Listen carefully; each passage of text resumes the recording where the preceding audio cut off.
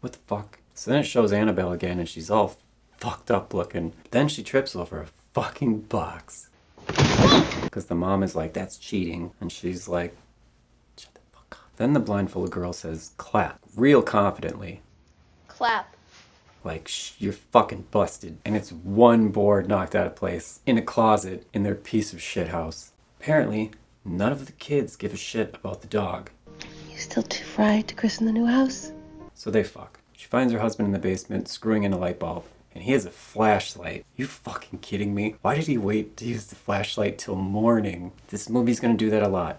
Anytime it hits a dead end with like, oh, that doesn't make any fucking sense, it just bails itself out. It says it's better to keep all the demons and spirits and shit in their vessels. So this is some serious shit, because this is a lot of stuff. Which means one of three things. One, it's a bullshit story. This room is full of cool shit. And that's the end of the scene.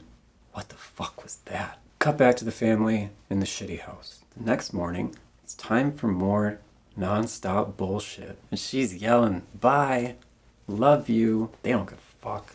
I miss Sadie a lot. She was my best friend. Sadie, in case you forgot, is the fucking dog. And only about halfway through does the mom realize, like, what the fuck am I doing? Not only is hide and clap the dumbest fucking game ever, and you just fucking scorched me with the best prank ever pulled off by a child. So April goes and hides. On the first clap, the mom knocks over a bunch of shit. Two arms come out from behind the clothes and clap. And it's supposed to be creepy, but it's fucking silly. We don't need to know how the mom shook that one off. How she went about the rest of her day with the insane fucking hallucination she just had. He's taking a shitty route for half his rate. We don't need to know what the fuck the parents thought about that, or how the kids went back to bed. So I guess they got married and then fucked. And then he started talking about God. So they go to check out the case. And guess what? It's not even the fucking family that we've been following. There's no fucking way she stays in the house after this, right? The dad is getting home. After being on the road for a week on some shit route to Florida, the dad says, somebody goddammit tell me what's going on here. Something asked me if I want to play hide and clap and then clap next to my fucking head. Some fucking lady just jumped on me from the top of the wardrobe. And I know he's supposed to be like a demonologist, but I don't give a fuck who you are. You don't recognize Latin backwards. So then cut to the Warrens. They're outside. They're packing up their shit in their car. He doesn't explain shit. And he fucking bails. The mom says, you have a daughter? Wouldn't you do anything to protect her? And the Warrens are like, oh shit, we do have a daughter, huh? The dad tells them that they bought the house at auction. So they didn't know shit about the house. They're not fucking cats. And then the dad says, it needs work. And then Ed doesn't say anything. He doesn't give a shit. And then you remember they have a fucking daughter. Dad gets home and sees Ed working on the Chevy. He's not a mechanic. Does he know shit about cars? You need a bunch of tools and sprays and towels and shit. How long was he going to wait? 8 days is a long fucking time. And then he hears a woman whisper, look what she made me do. And he doesn't freak the fuck out. Then there's a creaking noise.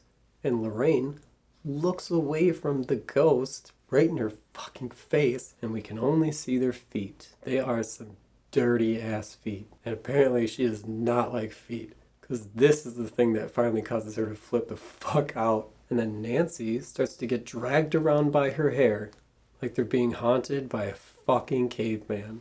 The dad appears to be blowing him off. Doesn't give a fuck. And then Ed says, we'll wait for your call.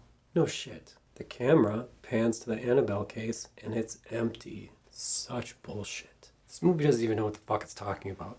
Her parents showed up for 5 seconds, told her it was okay, and then they fucking leave. The fucking doll Annabelle still. She lives in the same house. The cop just said, and bring her where? Where the fuck do you think you need to take her?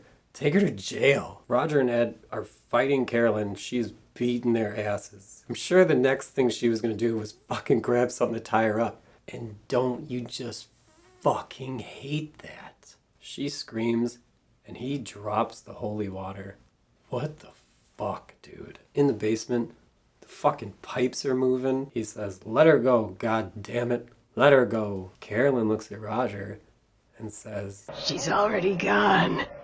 And now you're all gonna die."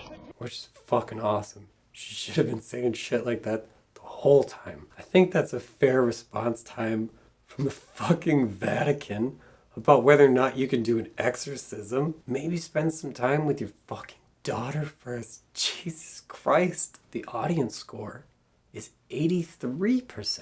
Fucking insane. To protect yourselves, state out loudly that you're only open to positive energy. Fuck that. I'm open to anything. Satan, do you want my soul? It's a piece of shit soul. You can just have it. I don't even want it.